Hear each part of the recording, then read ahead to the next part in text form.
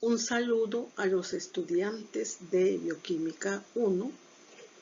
La clase a estudiar tiene como título Metabolismo del colesterol y Metabolismo de los ácidos biliares. Mi nombre es Estela Luz Rivas de Carrillo, docente del Departamento de Bioquímica. La clase tiene 7 objetivos.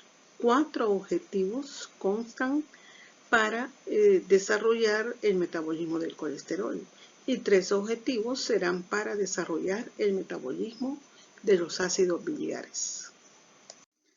La bibliografía utilizada para fines de evaluación son: el metabolismo del colesterol ha sido preparada esta parte de la clase en la Bioquímica de Leninger, 7ª edición. Aquí están enumeradas las páginas utilizadas. Y ya que en Leninger hay muy poca información del metabolismo de los ácidos biliares, ha sido utilizada la Bioquímica Médica de Mars y la Bioquímica Ilustrada de Harper, edición 31. De acuerdo a los objetivos, comenzaremos con las características estructurales del colesterol. La estructura del colesterol consta de 4 anillos que forman el núcleo ciclopentano perhidrofenantreno. Los 4 anillos, nombrados anillos A, B, C y D, en el cual 3 anillos tienen 6 carbonos y el anillo D tiene 5 carbonos, de ahí su nombre. Ciclopentano porque el anillo D está fusionado o condensado con la estructura básica del fenantreno. Y perhidrofenantreno porque la estructura está completamente hidrogenada. El colesterol tiene una cabeza polar constituida por el grupo hidroxilo, tiene un núcleo esteroideo presente en todas las moléculas de naturaleza esteroidea y tiene una cadena lateral alquílica. Otras características estructurales son: en el carbono 3 del anillo A tiene el grupo hidroxilo, como ya dijimos, es la cabeza polar de la molécula. En el anillo B, entre el carbono 5 y 6, tiene un doble enlace. En el carbono 10 hay un sustituyente que es el grupo metilo. En el carbono 13 hay otro sustituyente, otro grupo metilo. En el carbono 17 surge una cadena hidrocarbonada de 8 carbonos. En total, la molécula de colesterol tiene 27 carbonos. Es el acetilcoenzimo A la fuente de todos los 27 átomos de carbono del colesterol. El colesterol es el principal esterol en tejidos animales, muy importante en nuestro organismo por las funciones que realiza.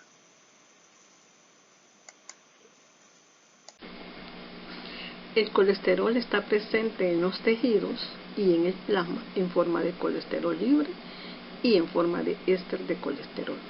Las dos moléculas tienen diferencias estructurales, tienen diferencia en su comportamiento químico y tienen diferencia en su transporte a través del plasma. Estructurales, la diferencia es que el colesterol en el carbono 3 tiene un grupo hidroxilo y los ésteres de colesterol en el carbono 3 del anillo A tiene unido un ácido graso a través de un enlace éster y se forman los ésteres de colesterol. En su comportamiento químico, el colesterol es una molécula anfipática porque tiene una parte polar que lo constituye el grupo hidroxilo y tiene una parte no polar que lo constituye el núcleo esteroideo. Y los ésteres de colesterol son moléculas completamente hidrofóbicas. Y en su transporte va a ser diferente. El colesterol se va a transportar en las lipoproteínas, en la superficie de las lipoproteínas, donde va a ir orientado de tal forma que la parte hidrofóbica va a ir hacia el centro de la lipoproteína y la parte hidrofílica va a ir en contacto con el plasma, va a ir en la superficie. Y los ésteres de colesterol, por su hidrofobicidad, van ubicados en el centro de una lipoproteína.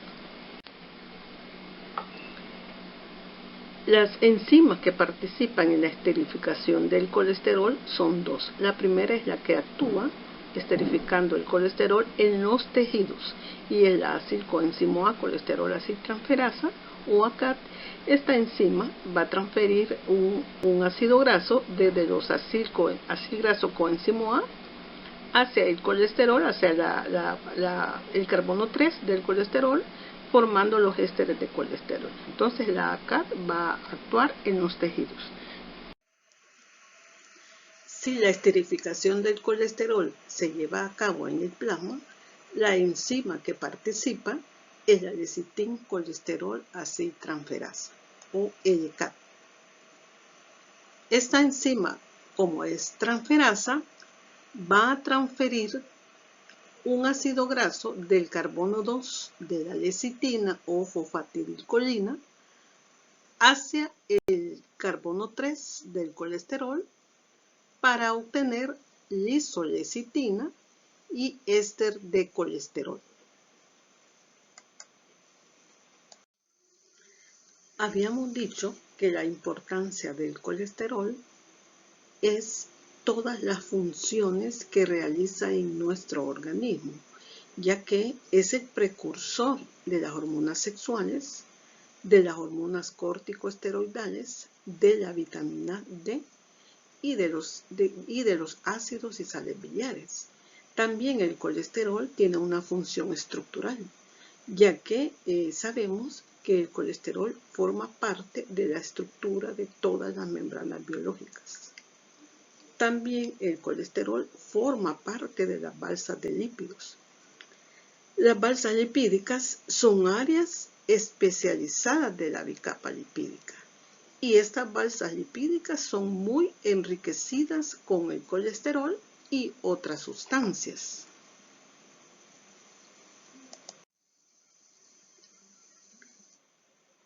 Otra importancia del colesterol es la función que tiene como precursor de todas las hormonas de naturaleza esteroidea. Aquí tenemos para recordar imagen de las diferentes hormonas de naturaleza esteroidea, donde se puede observar que conservan el núcleo esteroideo, siendo las hormonas obtenidas a partir del colesterol como precursor. Y en las clases de hormonas ya vieron ustedes en forma específica las diferentes reacciones y los diferentes intermediarios que se forman para llegar a la síntesis de las hormonas de naturaleza esteroidea, donde se sintetizan en la corteza de las glándulas suprarrenales, se sintetizan dos clases de hormonas: los glucocorticoides como el cortisol, que ayuda a regular la gluconeogénesis. Su acción, la acción del cortisol, afecta el metabolismo de carbohidratos y proteínas, suprime la respuesta inmune, reduce la respuesta inflamatoria y las respuestas alérgicas. También en la corteza de las glándulas suprarrenales se sintetizan los mineralcorticoides como la aldosterona, que controla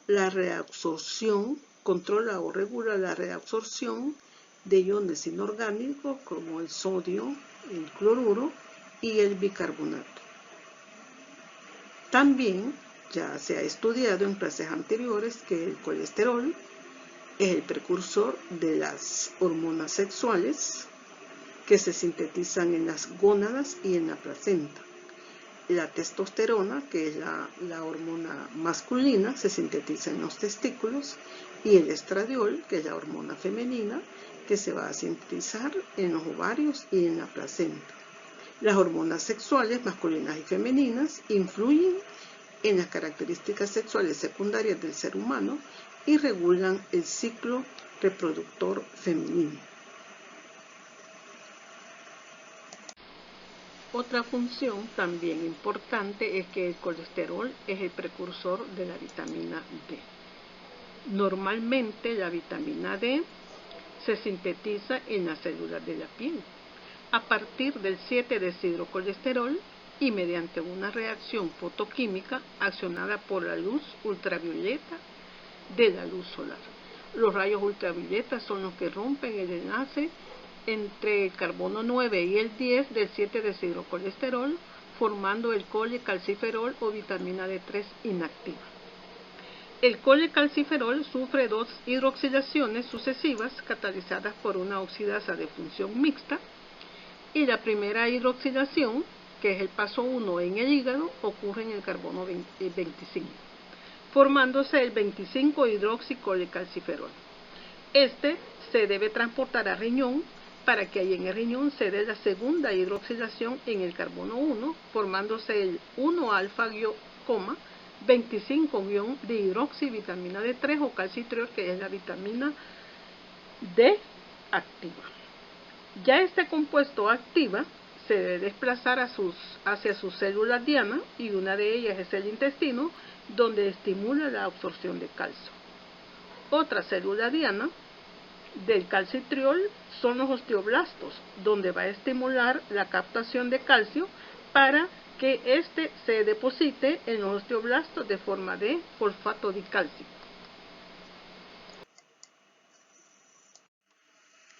El colesterol es el precursor de los ácidos biliares. Si observamos la estructura del colesterol, es una estructura compleja. Por lo tanto, en nuestro organismo no hay enzimas que puedan degradar este núcleo esteroideo. Por lo tanto, cuando el colesterol es utilizado como precursor para la síntesis de ácidos biliares y de ácidos biliares primarios y secundarios, esta es la principal forma de eliminación del colesterol de nuestro organismo. Cuando se utiliza el colesterol como precursor para que en hígado se sinteticen los ácidos biliares primarios y de los ácidos biliares primarios se sinteticen los ácidos biliares secundarios. El colesterol es componente estructural de las membranas celulares. Es uno de los componentes principales de todas las membranas de las células de todos los tejidos. El contenido de colesterol de una membrana varía de acuerdo al organismo y al organelo. El colesterol en la membrana plasmática tiene la función, primero, como ya lo han visto en clases anteriores, tiene una función estructural porque le da soporte, estabilidad e integridad a las membranas. El colesterol regula la fluidez de las membranas biológicas, ya que es una molécula plana y rígida. Entonces el colesterol se encuentra insertado en la bicapa lipídica. En la bicapa lipídica el colesterol está orientado de tal forma que la cabeza polar está en contacto con la parte hidrofílica del exterior y la parte acuosa de la célula, el citosol. Entonces ahí está en contacto la cabeza polar y el núcleo esteroideo está enterrado en la bicapa lipídica. El colesterol regula la fluidez de las membranas. Hay varios factores que intervienen en la regulación de la fluidez, como por ejemplo la temperatura de transición. Pero en este caso, ¿cómo el colesterol regula la fluidez? Depende de la asociación que el colesterol tenga o la interacción con las cadenas hidrocarbonadas de los ácidos grasos que forman los fosfolípidos presentes en la bicapa.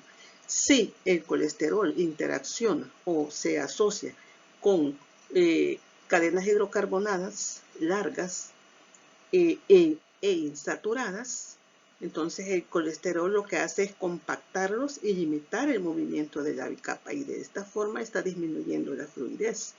Pero si el colesterol se asocia o interacciona con cadenas hidrocarbonadas de los fosfolípidos, cadenas hidrocarbonadas de ácidos grasos saturados, entonces tiende a formar una bicapa más fluida, por lo tanto la fluidez va a aumentar. De esta forma el colesterol regula la fluidez, ya sea aumentándola o disminuyéndola, dependiendo de la asociación del colesterol con las cadenas hidrocarbonadas de los ácidos grasos que forman los fosfolípidos. Ahora vamos a repasar que el colesterol tiene dos fuentes. Una fuente exógena, que es el colesterol presente en las comidas, y tiene una fuente endógena, que es la síntesis de colesterol en nuestro organismo. La fuente exógena lo constituyen los alimentos de origen animal. Los alimentos que tienen alto contenido de colesterol son las carnes rojas, son los lácteos y sus derivados como la leche entera, la mantequilla, la crema y la yema de huevo. Estos son los alimentos más ricos en colesterol que a través de estos alimentos llega el colesterol de naturaleza exógena y la absorción se da a nivel del intestino.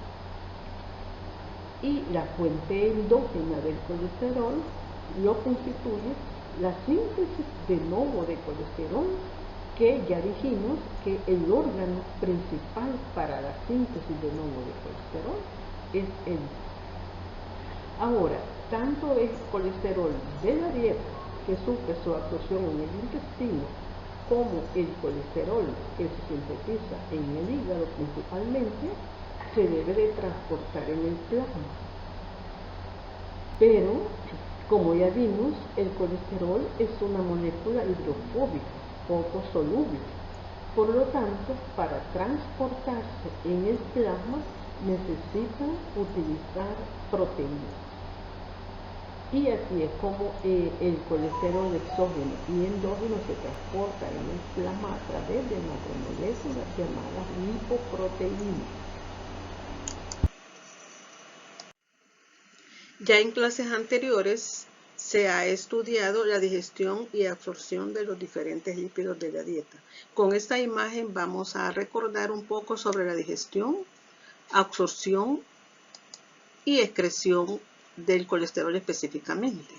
Sabemos que el colesterol se encuentra con mayor porcentaje en los productos o alimentos de origen animal, específicamente en dos formas, como colesterol y como éster de colesterol. Todo el colesterol de la dieta debe de incorporarse en micelas. Cuando los alimentos lleguen al intestino delgado, actúa una hormona, la colecistocinina, que provoca la contracción de la vesícula biliar y la liberación de la bilis hacia el intestino. Una de las acciones de la bilis es la emulsificación de los lípidos para una mejor degradación de los alimentos de origen lipídico.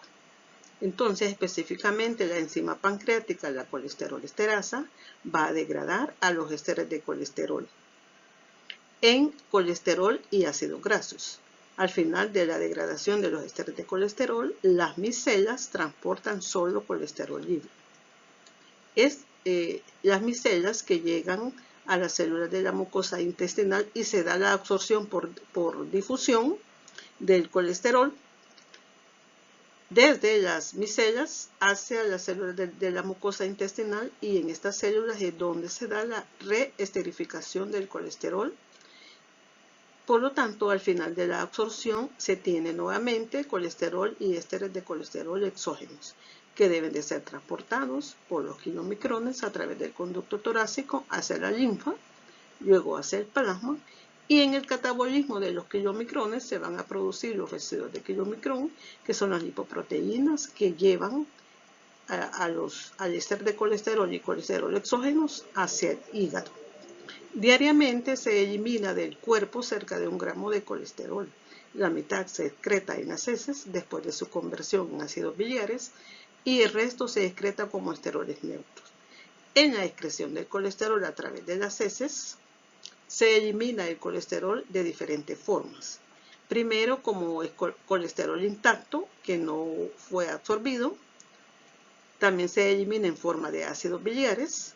Y las enzimas de las bacterias intestinales transforman el colesterol en esteroles neutros, como son coprostanol, colestanol y colestanona. Entonces aquí hemos repasado la digestión o degradación del colesterol y los esteroles de colesterol, su absorción en la mucosa intestinal, su transporte y su excreción.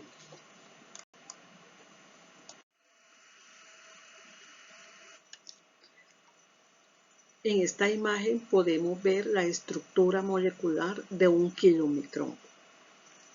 El kilomicrón es la lipoproteína que transporta el colesterol de la dieta, el colesterol exógeno. Y en el kilomicrón, tanto el colesterol como los esteroles de colesterol son transportados por el kilomicrón.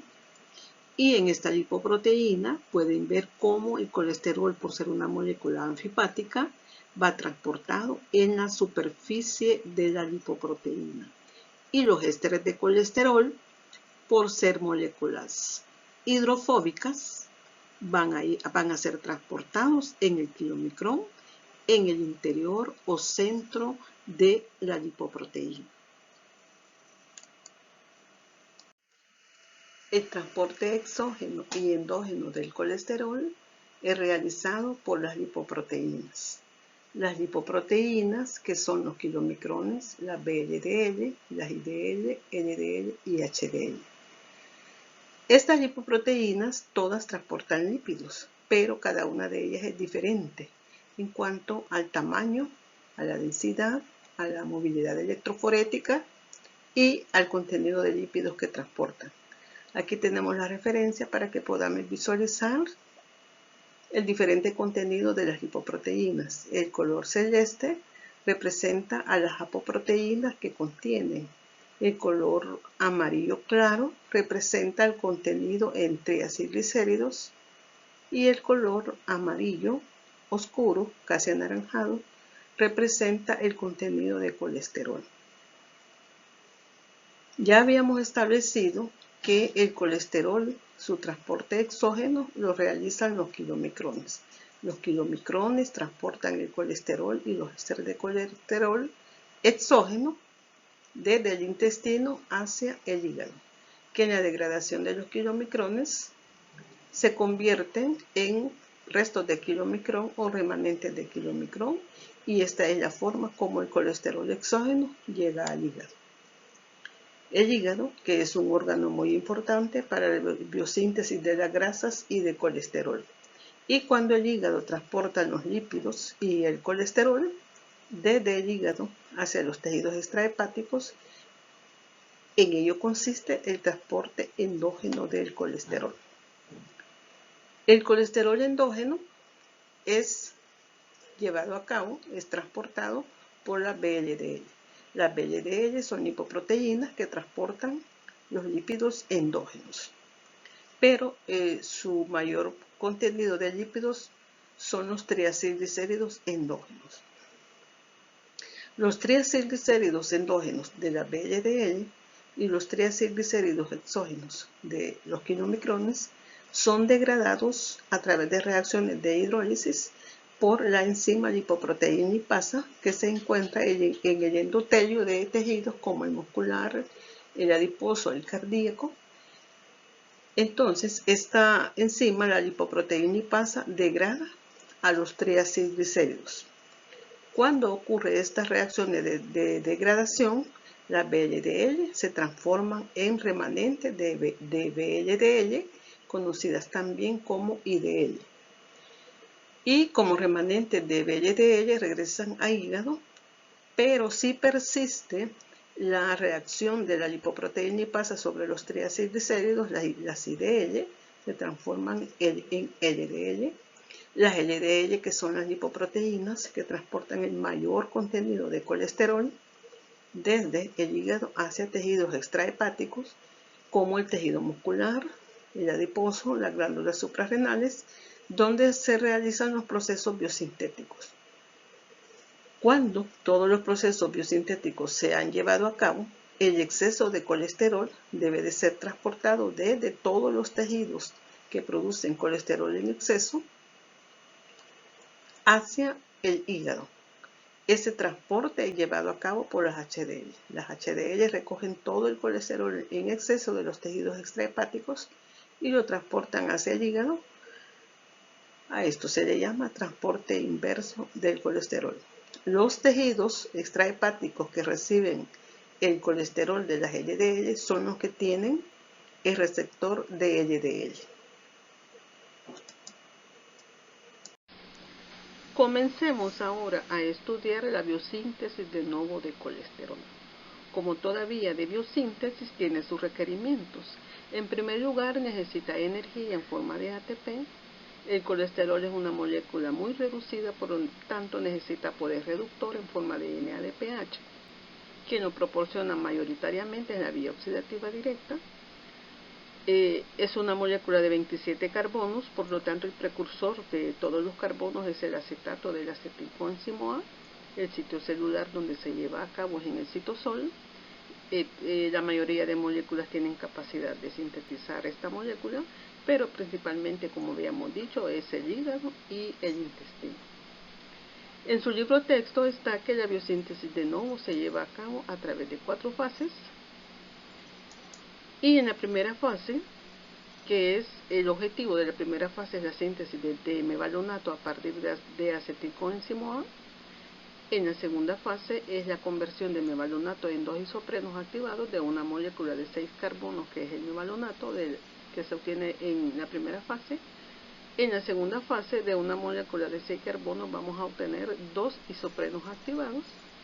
En la tercera fase se van a condensar 6 unidades de isoprenos activados para formar una molécula de 30 carbonos, una molécula lineal, que es el escualeno.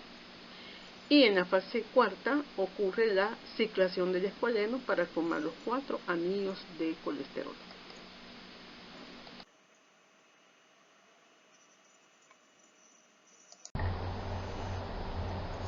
Fase número 1. Síntesis de mevalonato a partir de acetilcoenzimo A. En la fase 1 se comienza con el precursor, que es el acetilcoenzimo A, y al final de la fase 1 el intermediario que se obtiene es el mevalonato. ¿Cómo ocurre la síntesis de mevalonato? En primer lugar, se condensan o se unen 2 moléculas de acetilcoenzimo A para formar el acetoacetilcoenzimo A, reacción catalizada por la acetilcoenzimo A, acetiltransferasa. Luego, al acetoacetilcoenzimo A se le une una tercera molécula de acetilcoenzimo A para formar el compuesto beta-hidroxi beta-metilglutarilcoenzimo A, que se representa también como HMG-CoA, hidroximetilglutarilcoenzimo A. Esta síntesis de este compuesto es catalizada por la hidroximetilglutarilcoenzimo A sintasa. Luego viene la tercera reacción, muy importante, catalizada por la hidroximetilglutarilcoenzimo A reductasa. Esta reacción es importante porque es la reacción catalizada por la enzima reguladora de la síntesis de nuevo de colesterol. En la primera fase de la vía participa la enzima reguladora de la biosíntesis de nuevo, que es la hidroximetilglutarilcoenzimo A reductasa. Como su nombre lo dice, cataliza una reacción de reducción donde se reduce el hidroximetilglutarilcoenzimo A, se reduce a mevalonato y 2 moléculas de NADPH ceden cada una 2 electrones. Y al ceder 2 electrones, el NADPH se oxida a NADP. Entonces, producto de la primera etapa de la síntesis de nuevo de colesterol es el mevalonato.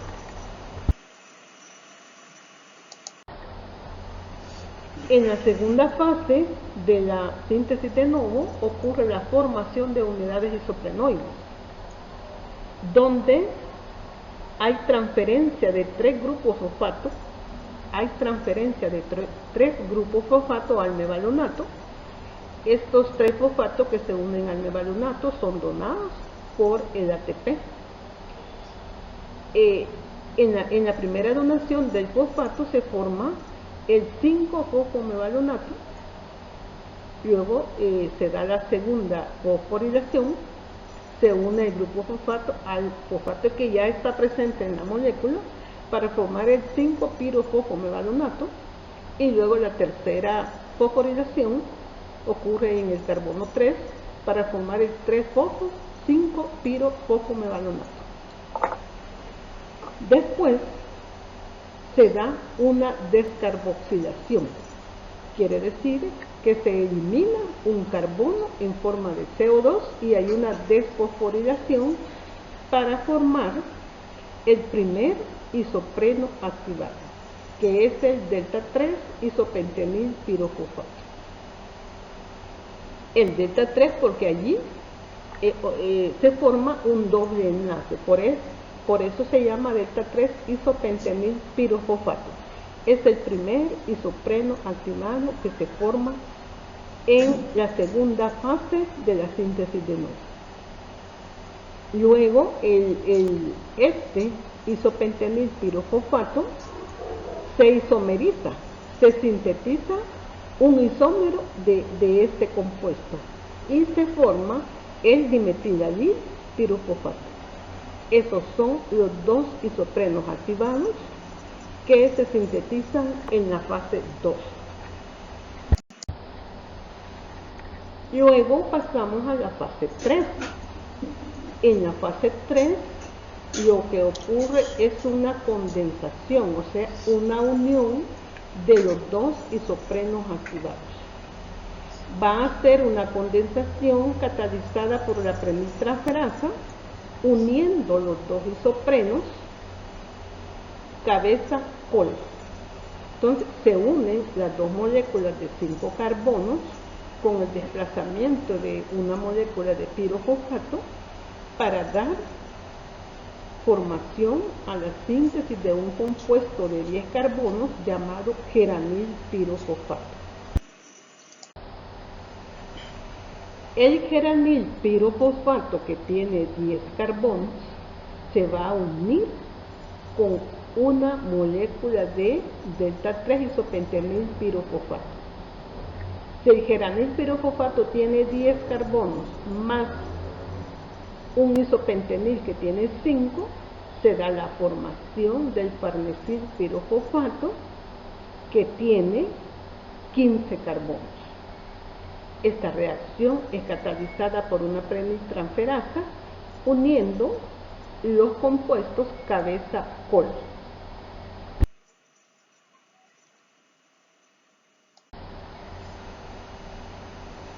Al término de la fase 3 se da la condensación de dos moléculas de farnesil pirofosfato.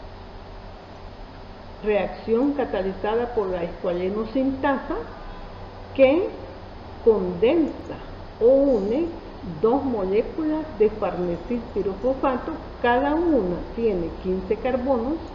Al condensarse se forma el escualeno, que es una molécula lineal de 30 carbonos. La enzima escualenosintasa necesita poder reductor, el NADPH, y hay desplazamiento de dos moléculas de pirofosfato. La última etapa de la síntesis de novo es la ciclación del escualeno para dar lugar a la formación del anosterol, y a través de diferentes reacciones vamos a llegar a la síntesis de colesterol. La fase 4 comienza con el escualeno. El escualeno, que es una molécula lineal de 30 carbonos,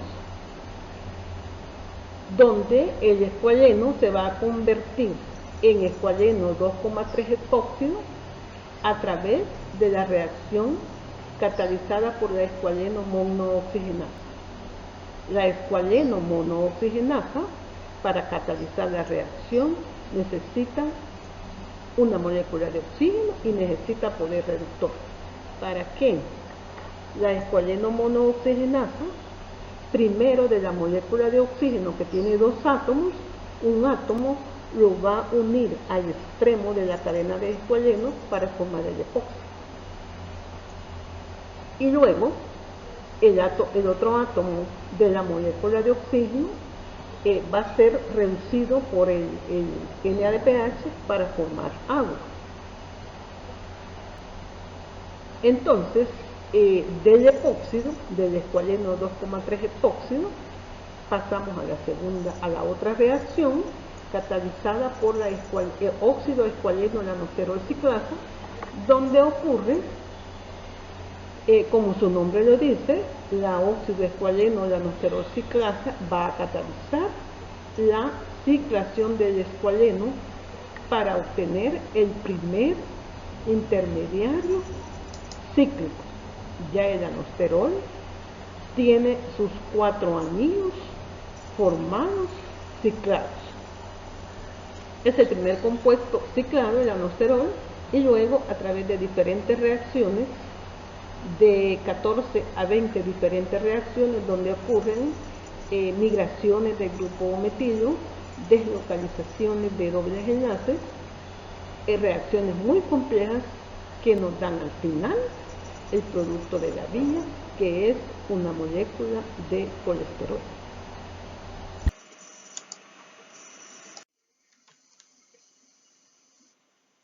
Ya hemos visto anteriormente la biosíntesis de novo de colesterol. Hemos estudiado que es un proceso complejo y además energéticamente caro por el gasto de ATP. Ahora vamos a estudiar cómo se regula esta vía. La biosíntesis se regula a través de su enzima reguladora, la hidroximetilglutaricoenzima A reductasa. Nos dice su libro texto, la producción de colesterol a través de la biosíntesis de novo es regulada por la concentración de colesterol intracelular, por el suministro de ATP y por acción de las hormonas glucagón e insulina. La regulación a corto plazo consiste en la regulación reversible por modificación covalente. En sus clases de enzimas estudiamos que la regulación por modificación covalente hay de diferentes tipos, pero la más común es la fosforilación-desfosforilación, donde participan otras enzimas como son las cinasas que fosforilan y las fosfatasas que desfosforilan, y que el ATP es el que proporciona el grupo fosforilo. En este esquema vamos a integrar la regulación por suministro de ATP, por modificación covalente y por acción hormonal. Por el suministro de ATP, la proteína cinasa dependiente de AMP detecta concentraciones bajas de ATP. Al detectar estas concentraciones bajas, se va a activar. Y su acción al estar activa es inhibir a la enzima reguladora, fosforilándola. Y al estar fosforilada e inactiva, va a disminuir la síntesis de colesterol. La acción hormonal. Sabemos que el glucagón es una hormona que es secretada por el páncreas en respuesta a señales como disminución de glucosa, disminución de ATP o altas concentraciones de AMP. La acción del glucagón es activar a la proteína cinasa, y la proteína cinasa va a fosforilar a la enzima reguladora, y al estar fosforilada se inactiva y disminuye la síntesis de colesterol. La acción de la insulina. Sabemos que la insulina es una hormona anabólica. Es una hormona que es secretada cuando hay altas concentraciones de glucosa, altas concentraciones de ATP. Por lo tanto, la acción de la insulina es activar a la proteínfosfatasas. La proteínfosfatasas va a desfosforilar a la enzima reguladora, activándola. Cuando la enzima reguladora se activa, aumenta la síntesis de colesterol.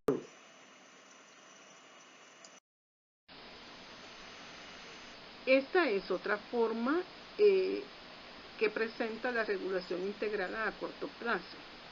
Este esquema, que está en su libro texto, también nos integra los diferentes tipos de regulación.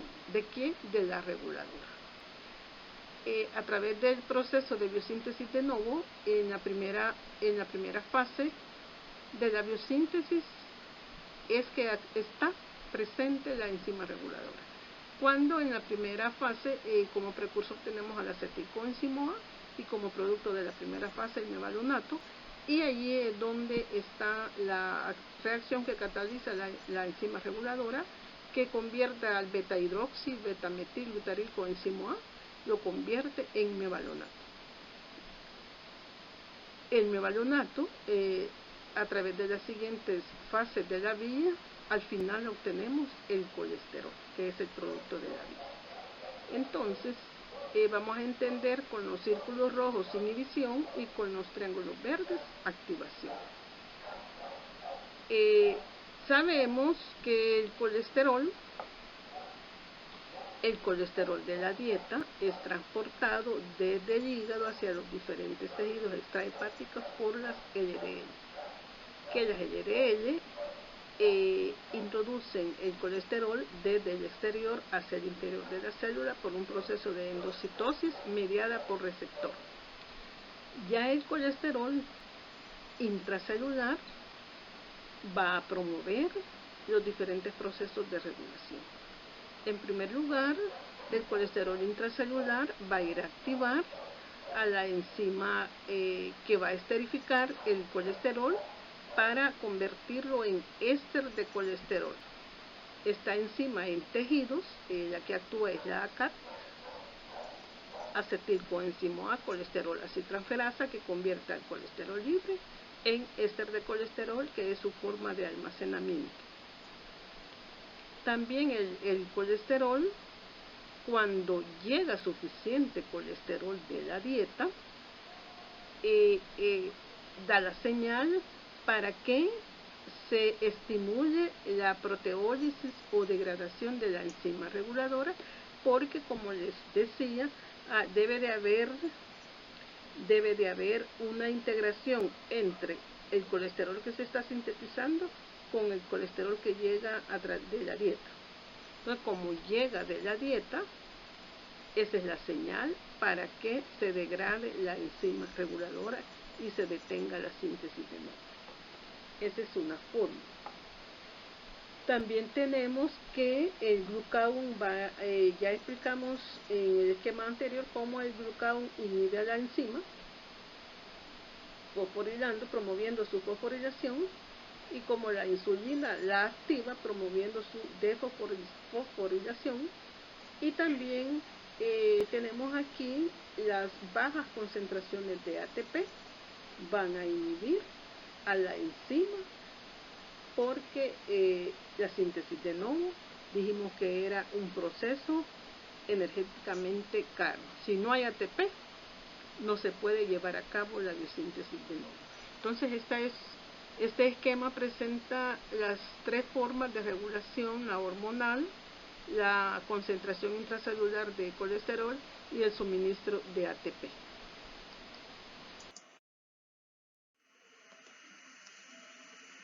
Aquí vamos a estudiar con este esquema la captación del colesterol por endocitosis facilitada por receptor.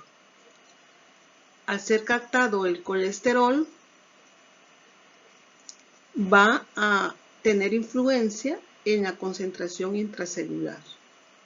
Y esta captación de colesterol es la forma de regular la biosíntesis de novo de colesterol por los niveles de colesterol intracelular. El proceso de captación del colesterol que es transportado, el colesterol y los ésteres de colesterol, es transportado por las lipoproteínas LDL. Cada partícula de LDL en el torrente sanguíneo contiene la ApoB100.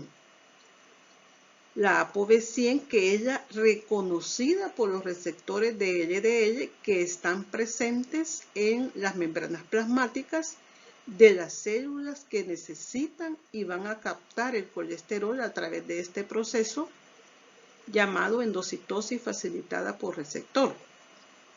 En el esquema tenemos aquí el núcleo de la célula, el retículo endoplásmico, el complejo de Golgi, y en la membrana plasmática están ubicados los receptores. En el paso 1, el receptor que es sintetizado en retículo endoplásmico y luego de su síntesis se desplaza hacia la membrana plasmática. En el paso 2, el receptor de LDL reconoce a la ApoB100 y se inicia al ser formado ya que el receptor se une con las LDL a través de la ApoB100, se inicia el proceso de endocitosis.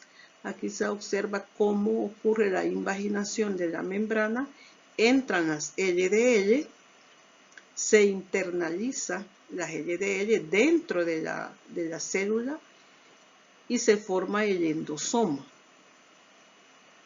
En el paso 4, cuando ya las LDL están dentro de las células, ya no se necesitan los receptores y estos se segregan en vesículas hacia la membrana plasmática para ubicarse y recibir otras partículas de LDL. Luego el endosoma se fusiona con el lisosoma. El lisosoma sabemos que contiene enzimas líticas degradativas que por lo tanto van a degradar los componentes de las LDL en la ApoB100, como es una proteína, se va a degradar en sus respectivos aminoácidos y los ésteres de colesterol se va a degradar en ácidos grasos y colesterol.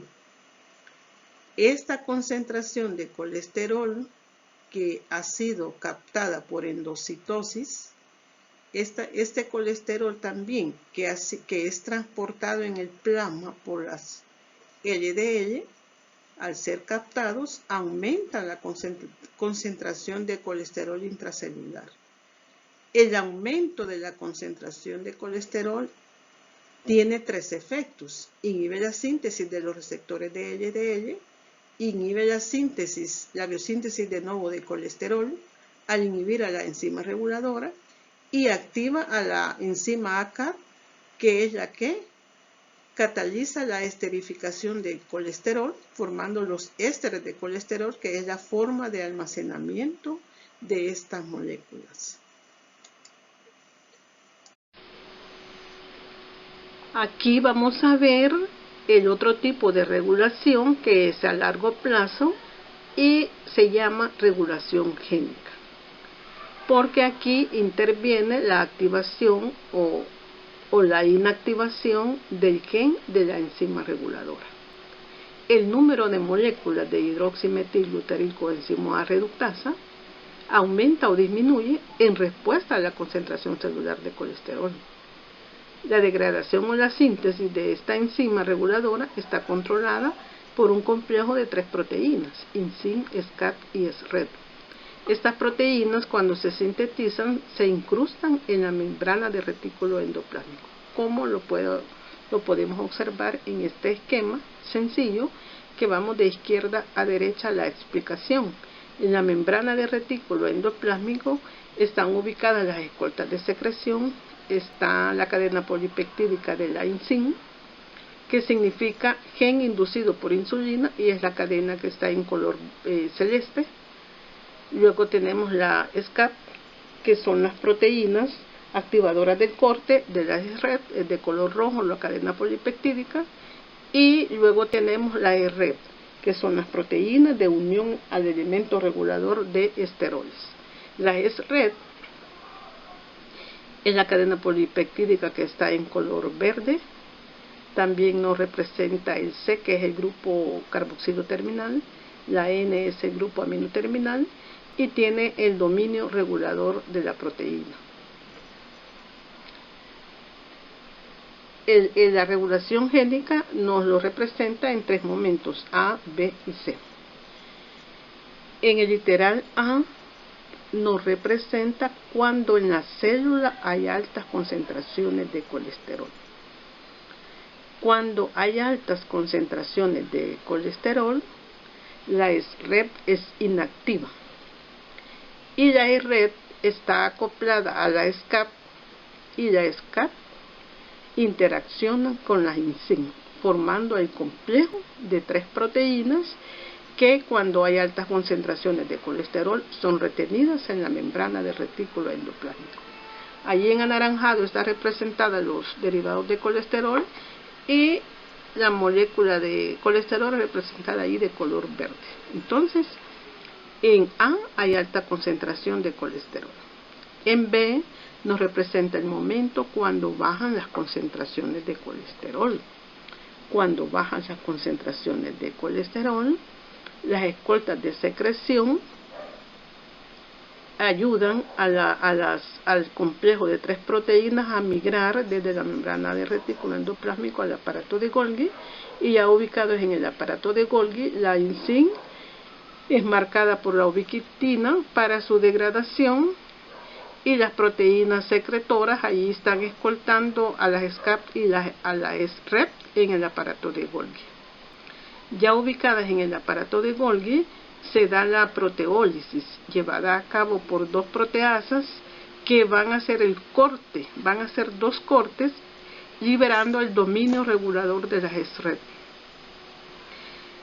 Ya liberando el dominio regulador, este viaja hacia el núcleo. En el núcleo se ubica en el ADN, ahí tenemos la molécula de ADN de color celeste, y en el ADN están los genes que tienen el código, la información de la enzima reguladora. Entonces, cuando llega el dominio regulador, se activa la transcripción de los genes de la enzima reguladora de la biosíntesis de nuevo de colesterol.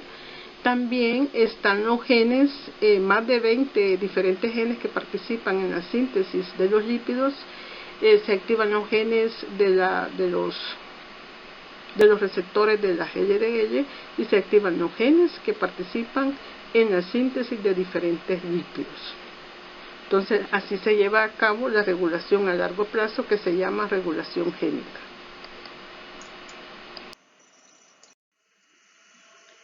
Ya estudiamos que la biosíntesis de nuevo de colesterol se puede regular. De acuerdo a diferentes factores, la biosíntesis de nuevo puede aumentar la velocidad o puede disminuir la velocidad de la vía. Se ha encontrado que también la vía metabólica se puede inhibir a través de la enzima reguladora. A través de muchos estudios se han sintetizado productos farmacéuticos desde la época de 1980 a 1990.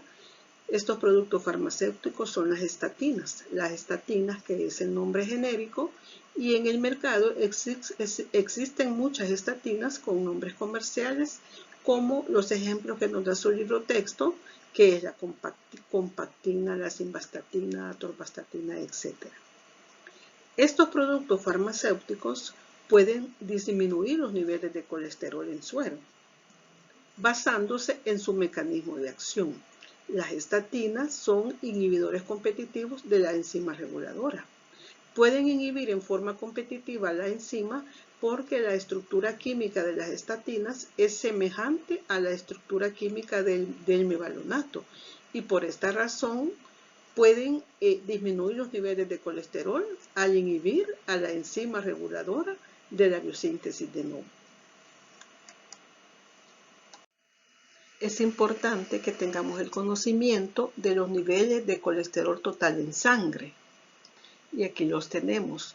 La concentración de colesterol deseable es menos de 200 miligramos por decilitro. La concentración de colesterol límite de bajo riesgo es cuando el colesterol se encuentra entre 200 a 239 miligramos por decilitro, y una concentración de colesterol límite de alto riesgo es cuando se encuentra mayor o igual a 240 miligramos por decilitro.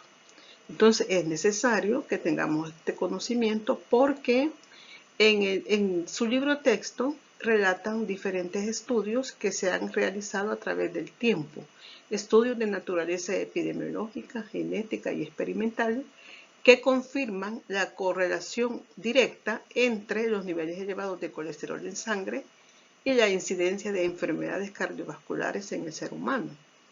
A través de este gráfico podemos observar esta correlación. El gráfico presenta la concentración total de colesterol en el plasma en relación al número de muertes por cardiopatías en una población. Podemos observar que a medida que en una población se mantengan los niveles elevados de colesterol, aumenta el riesgo, lo que nos lleva a aumentar el número de muertes por cardiopatías en una población, ya que los niveles elevados de colesterol conducen a la aterosclerosis, especialmente los niveles altos de colesterol LDL, ya que son las LDL las lipoproteínas con un mayor contenido de colesterol. La aterosclerosis se caracteriza por el acúmulo de compuestos de naturaleza lipídica, especialmente el colesterol, que se acumula en la pared de las arterias de mediano y gran tamaño, ocasionando el endurecimiento de estas. Aquí tenemos los diferentes factores que predisponen a cardiopatías. Hay factores que se pueden controlar o regular y hay factores que no se pueden controlar. Por ejemplo, los factores que predisponen a cardiopatías controlables son la dieta, el peso, la actividad física y el tabaquismo. Y los factores que no se pueden controlar son la herencia, la edad y el sexo. Siguiendo el orden de los objetivos, vamos a comenzar con el estudio del metabolismo de los ácidos biliares. Comenzando con enumerar las principales características que identifican a estas moléculas. Si observamos la imagen, podemos ver que siendo que los ácidos biliares se sintetizan a partir del colesterol, entonces conservan ciertas características de este compuesto, como por ejemplo, conservan los 4 anillos del núcleo esteroideo. Además, el grupo hidroxilo en el carbono 3, el grupo metilo en el carbono 10, el otro grupo metilo en el carbono 13 y la cadena hidrocarbonada que surge del carbono 17. Pero la cadena hidrocarbonada tiene 5 carbonos. En total, la fórmula general de los ácidos biliares tiene 24 átomos de carbono. También podemos observar en la molécula que no hay dobles enlaces. Y como los ácidos biliares son ácidos orgánicos, pues van a presentar el grupo químico que identifica a los ácidos orgánicos, como es el grupo carboxilato. Todos los ácidos biliares, por presentar varios grupos hidroxilos, son moléculas anfipáticas. Aquí podemos observar que en nuestro organismo se sintetizan ácidos biliares primarios y ácidos biliares secundarios. Como vamos a ver en adelante la síntesis de los ácidos biliares. Pero para que vayamos conociendo, tienen diferencias en cuanto al número de hidroxilos. Los ácidos biliares primarios son el ácido cólico y el queno desoxicólico. El ácido cólico presenta 3 grupos hidroxilos, uno en el carbono 3, uno en el 7 y uno en el 12. El ácido queno desoxicólico va a presentar 2 grupos hidroxilos, uno en carbono 3 y uno en carbono 7. Y los ácidos secundarios son el desoxicólico y el ácido litocólico. El desoxicólico va a tener 2 grupos hidroxilos, uno en carbono 3 y uno en carbono 12. y el hidrocólico va a tener un solo grupo hidroxilo que es en el carbono 3. Aquí tenemos enumeradas las diferentes funciones de los ácidos biliares. Como número 1 tenemos que el colesterol, por tener una estructura compleja, que en nuestro organismo no hay enzimas que puedan degradar este anillo esteroideo. Por lo tanto, cuando el colesterol es precursor para la síntesis de los ácidos biliares y que a través de la circulación enterohepática se da la excreción de un porcentaje de ellos en las heces, esto representa el único mecanismo significativo para la eliminación del exceso de colesterol. También siempre por la estructura del colesterol, hace que permite que el colesterol sea una molécula muy hidrofóbica, poco soluble en la bilis y en el plasma. Por lo tanto, cuando el colesterol se une a los ácidos biliares y a los fosfolípidos, esta unión lo que hace es solubilizar el colesterol. Y de esta forma se previene la precipitación del colesterol y se evita la formación de los cálculos biliares. Los ácidos biliares y sus sales facilitan la digestión de los alimentos de naturaleza lipídica que vienen en la dieta, como son los triglicéridos, el colesterol, los ésteres de colesterol y los fosfolípidos, actuando como agentes emulsificadores que hacen a las grasas accesibles, a las lipasas, a las esterasas, a las fosfolipasas pancreáticas, etc. Los ácidos y sus sales, los ácidos biliares y sus sales, neutralizan el pH ácido del quimo gástrico. Sabemos que es muy necesario que el pH ácido que viene con el quimo del estómago sea cambiado, sea neutralizado a un pH alcalino para que las enzimas pancreáticas tengan el pH óptimo y puedan realizar las reacciones degradativas. Los ácidos biliares y sus sales facilitan o permiten la absorción intestinal de vitaminas liposolubles. Aquí en esta diapositiva también tenemos la importancia de los ácidos biliares que se complementa con la función que ellos realizan. Es muy importante para una buena absorción y digestión de los lípidos las propiedades detergentes únicas de los ácidos biliares, que son esenciales, como les decía, y ya lo vieron en la clase de digestión de lípidos. La acción detergente de los ácidos biliares es esencial para la digestión intestinal de nutrientes de naturaleza hidrofóbica, ya que ello les permite emulsificar los lípidos de la dieta y facilitar su absorción intestinal.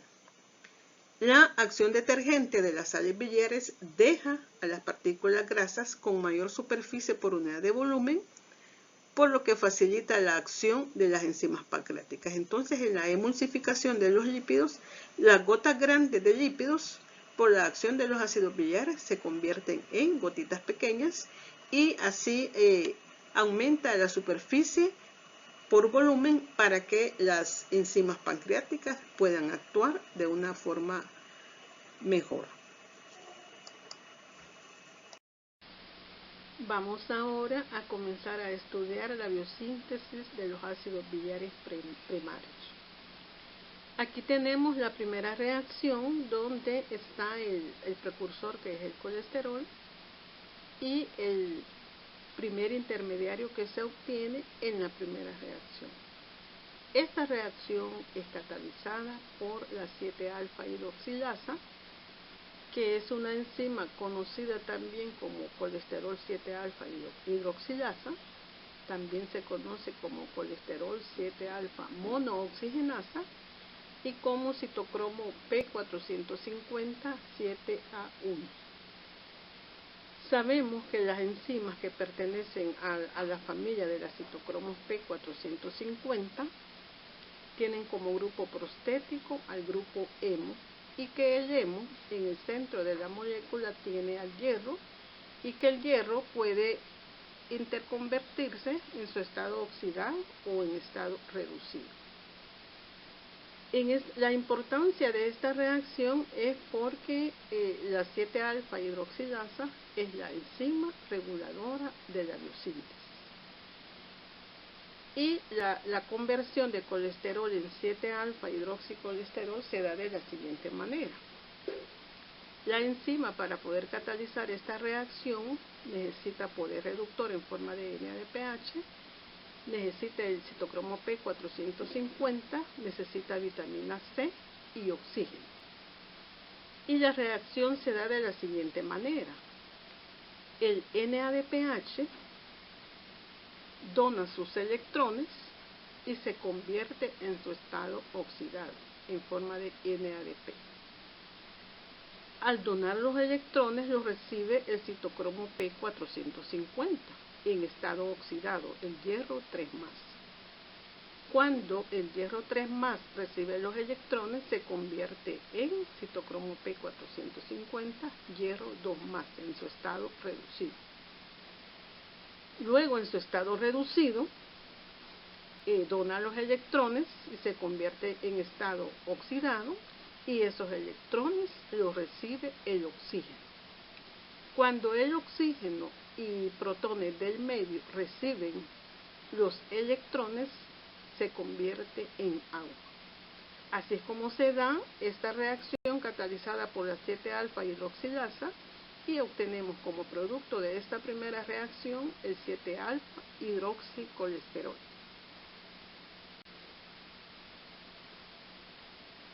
Tenemos también que decir que la síntesis de los ácidos biliares primarios ocurren en el hígado. Siguiendo las reacciones, el 7-alfa hidroxicolesterol se va a convertir en dos grupos de familias, el grupo del ácido queno desoxicólico y el grupo de los ácidos cólicos. Cuando el 7-alfa hidroxicolesterol tiene ya dos sustituyentes hidroxilos, uno en el carbono 3 y otro en el carbono 7, entonces allí tenemos ya casi formado el ácido queno desoxicólico. Pero antes tiene que ocurrir la reacción, como dice aquí en su imagen, de reducción. En la reacción de reducción, lo que ocurre es en el anillo B, la reducción del doble enlace y desaparece el doble enlace. Luego tiene que ocurrir la conversión de hidroxilos a alfa. Sabemos que el colesterol tiene una estructura planar y los sustituyentes arriba del plano esteroideo se designan como sustituyentes beta y los sustituyentes abajo del plano del anillo esteroideo son los sustituyentes alfa. Entonces estos hidroxilos son alfa. Luego tiene que ocurrir la oxidación de la cadena lateral. La cadena hidrocarbonada de 8 carbonos que tiene el colesterol se corta, se escinde, se separan 3 carbonos y se eliminan en forma de ácido propiónico, y la cadena queda con 5, se oxida y se le agrega el grupo funcional de los ácidos carboxílicos, el grupo carboxilato. Entonces es así como se forma el ácido queno desoxicólico. El otro tipo de ácido primario es el cólico. Para que se sintetice el ácido cólico tiene que haber una reacción de reducción, que es el desaparecimiento en el anillo B del doble enlace. Tiene que ocurrir una tercera hidroxilación que ocurre en el carbono 12, entonces ya el ácido cólico es un triol, porque tiene 3 grupos hidroxilos. Y luego la conversión de hidroxilos a alfa, como ya se los expliqué, y la oxidación de la cadena lateral, que ocurre la extinción de los 3 carbonos, y luego la unión del grupo funcional de los ácidos carboxílicos.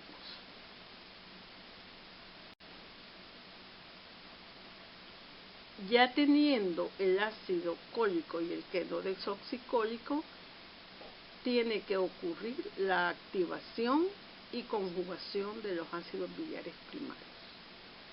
el grupo carboxilo en el extremo de la cadena lateral de las sales biliares o de los ácidos biliares se activa por una reacción que requiere ATP y coenzimo A. Vean la imagen donde el ácido cólico con intervención de ATP y de coenzimo A, el ATP se convierte en AMP más una molécula de pirofosfato y la coenzima se une al extremo de la cadena hidrocarbonada. Allí se une la coenzima a través de un enlace tioéster y se forma ya el ácido biliar activado, llamándose colilcoenzimo A. Luego ya tenemos los derivados de colilcoenzimo A y ocurre ya activados los ácidos biliares, se tienen que conjugar. Se conjugan ya sea con el aminoácido taurina o con la glicina, formando derivados de taurina o derivados de glicina. Sí, aquí tenemos el colilcoenzimo A. Cuando se conjuga con la taurina, la reacción se elimina la coenzimo A y en su lugar se ubica la taurina formando el ácido taurocólico, que tiene un pKa de 2. Y el colilcoenzimo A, cuando se conjuga con la glicina, en el extremo de la cadena hidrocarbonada, sale la coenzimo A, entra la glicina y se forma el ácido glicocólico con un pKa de 4.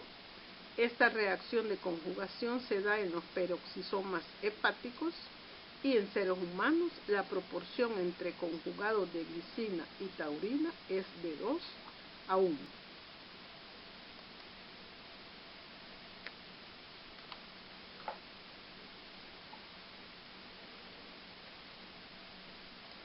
Ahora estudiemos la biosíntesis de los ácidos biliares secundarios en el intestino.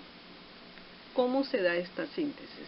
En primer lugar, vamos a recordar que los conjugados de los ácidos biliares primarios se sintetizan en hígado, luego pasan a formar parte de la bilis, se almacena la bilis en la vesícula biliar y ya sabemos de qué forma la bilis llega al intestino. Ante la presencia de alimentos llegan al intestino y es allí donde por acción de las bacterias intestinales se sintetizan los ácidos biliares secundarios. Aquí tenemos en la imagen, en el lado izquierdo tenemos los conjugados del ácido cólico, como es el ácido taurocólico y el ácido glucocólico, y en el lado derecho tenemos los conjugados del ácido queno desoxicólico en forma de ácido tauroqueno y el glucoqueno. ¿Qué es lo que ocurre por acción de las bacterias intestinales? Ocurren las reacciones de desconjugación y de 7-alfa deshidroxilación. Los derivados del ácido cólico se desconjugan, o sea que se separan de la taurina y de la glicina para que se forme el cólico. Luego el cólico sufre la 7-alfa deshidroxilación, o sea que se retira el grupo hidroxilo en el carbono 7 para formar, a partir del ácido cólico se forma el ácido biliar secundario, que es el desoxicólico. En el lado derecho tenemos los conjugados del ácido tauroqueno desoxicólico y glucoqueno, que sufren la misma reacción de desconjugación y de 7-alfa deshidroxilación, originándose a partir del ácido queno desoxicólico, se origina el ácido litocólico. Y estas son la síntesis de los ácidos biliares secundarios. Luego que hemos visto la síntesis de los ácidos biliares primarios y secundarios, ahora vamos a estudiar la regulación de la biosíntesis de los ácidos biliares. ¿De qué forma esta biosíntesis se puede aumentar o se puede disminuir la velocidad de la vía? Aquí tenemos la reacción donde participa la enzima reguladora, que es la colesterol 7-alfa hidroxilasa. Tenemos el precursor de la vía, que es el colesterol, y el producto de la biosíntesis de ácidos biliares. ¿Cómo es que esta enzima, la enzima reguladora, se va a activar para aumentar la velocidad de síntesis? La enzima colesterol 7-alfa hidroxilasa es activada por altas concentraciones de colesterol. Cuando aumenta las concentraciones de colesterol, es una señal para que la enzima reguladora se active y aumente la velocidad de síntesis de los ácidos biliares. ¿Cómo es que se inhibe a la enzima reguladora? El tipo de regulación se llama regulación por retroinhibición, regulación por producto o inhibición feedback. Este tipo de regulación consiste en que cuando hay altas concentraciones del producto, o sea, cuando aumenta la concentración de los ácidos biliares en la circulación enterohepática, se manda una señal para que se active el receptor equifarnesoide nuclear de unión a ácido biliar.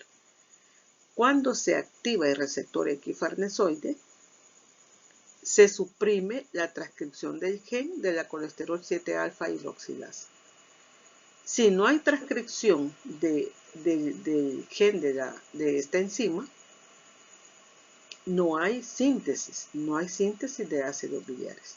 Entonces, de esta forma es como se regula la biosíntesis de los ácidos biliares.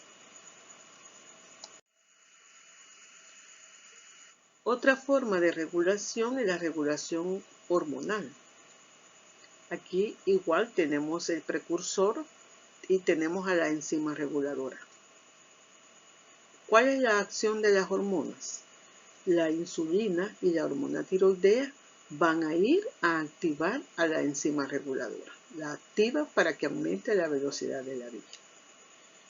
Y el glucagón y los glucocorticoides van a ir a inhibir a la enzima reguladora, disminuyendo la síntesis de los ácidos biliares.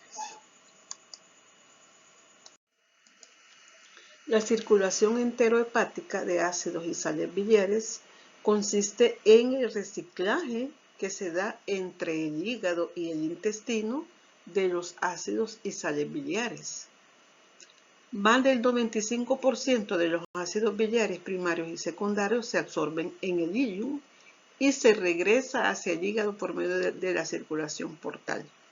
Veamos cómo se explica esta circulación enterohepática en el esquema. Sabemos que el colesterol es el precursor, una de sus funciones es ser precursor de los ácidos biliares primarios que se sintetizan en el hígado. Los ácidos biliares primarios se activan y se conjugan con la glicina y la taurina. Ya formados, las sales biliares se van a almacenar en la vesícula biliar como componente de la bilis. La bilis, que es almacenada en la vesícula biliar y es liberada hacia el intestino ante la llegada de los alimentos. En el intestino, los ácidos biliares primarios se desconjugan y se deshidroxilan para dar lugar a la síntesis en el intestino de los ácidos biliares secundarios. Una de las funciones principales de la bilis es emulsificar los lípidos de la dieta. Cuando ya han efectuado esa función de emulsificación de los lípidos, los ácidos biliares primarios y secundarios se absorben en el ileum.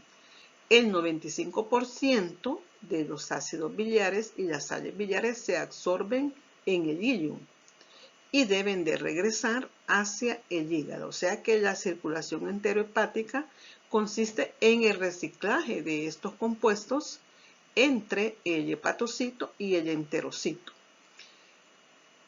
Los ácidos biliares, por presentar el núcleo esteroideo, son hidrofóbicos, por lo tanto deben de ser transportados en el plasma por la albúmina. Es la albúmina los que regresa a los ácidos y sales biliares a través de la circulación portal hacia el hígado.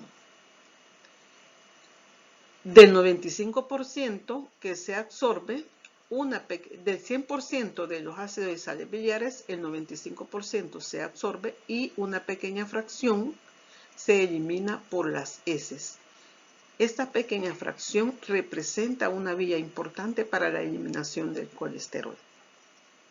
Cada día, el pequeño fondo común de los ácidos biliares pasa de 6 a 10 veces por el intestino.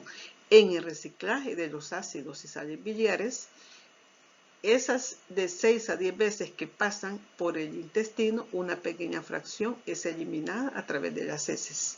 Y esta pequeña fracción ha de ser sintetizada diariamente a partir del colesterol para mantener la reserva de ácidos biliares en su nivel óptimo.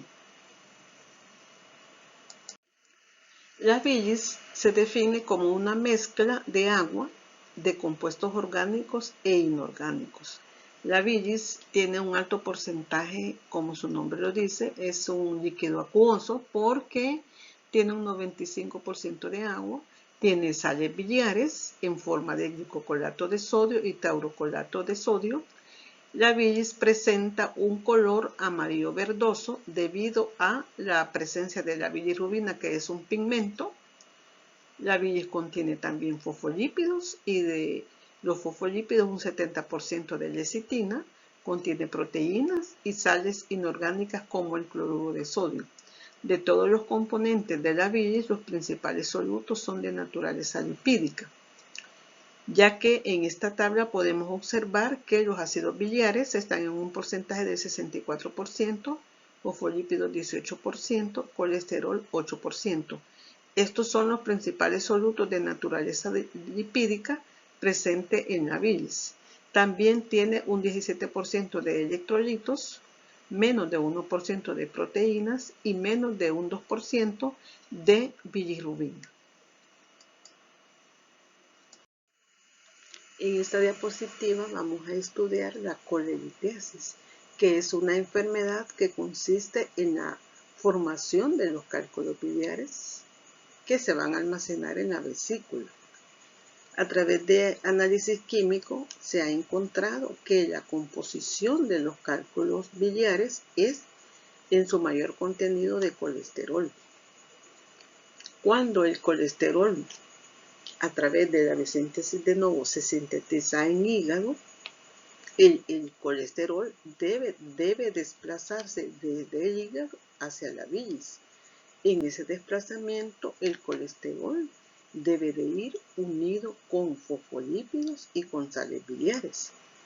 Si se trastorna este desplazamiento, ya sea porque entra más colesterol en la bilis, va a ocurrir la precipitación del colesterol, la formación de los cálculos biliares en la bilis.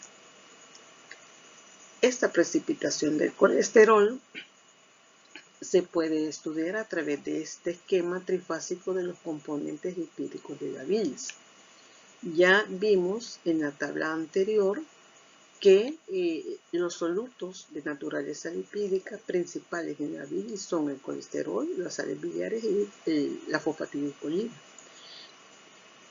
Aquí en este esquema, aquí tenemos una región que nos va a representar cuando el colesterol existe en forma de líquido micelar, en forma soluble, ya que el colesterol, por su estructura química, por su núcleo esteroideo, por su hidrofobicidad, el colesterol es insoluble en el medio acuoso salino de la bilis y solo se va a solubilizar si el colesterol va en una asociación micelar con las sales biliares y los fosfolípidos. Y esa asociación micelar es lo que nos representa esta región cuando el colesterol va soluble. Pero si cambia la composición de los lípidos, por ejemplo, la concentración normal de los lípidos en la bilis debe de ser el colesterol en un 8% o menos, las sales biliares en un 64% y la fosfatidilcolina en un 18%. En este ejemplo, tenemos la concentración de colesterol un 20%, de las sales biliares un 60% y de la fosfatidilcolina un 18%. Hay un punto donde convergen la concentración de los tres lípidos y este punto está fuera del área asombrada donde el colesterol se mantiene soluble. Entonces aquí como ha cambiado la composición de los lípidos, ¿qué es lo que va a ocurrir? El colesterol va a precipitar y se va a dar la formación de los cálculos biliares en la vesícula. Hemos llegado al fin de la clase. Espero que hayan comprendido el contenido de la clase y muchas gracias por su atención.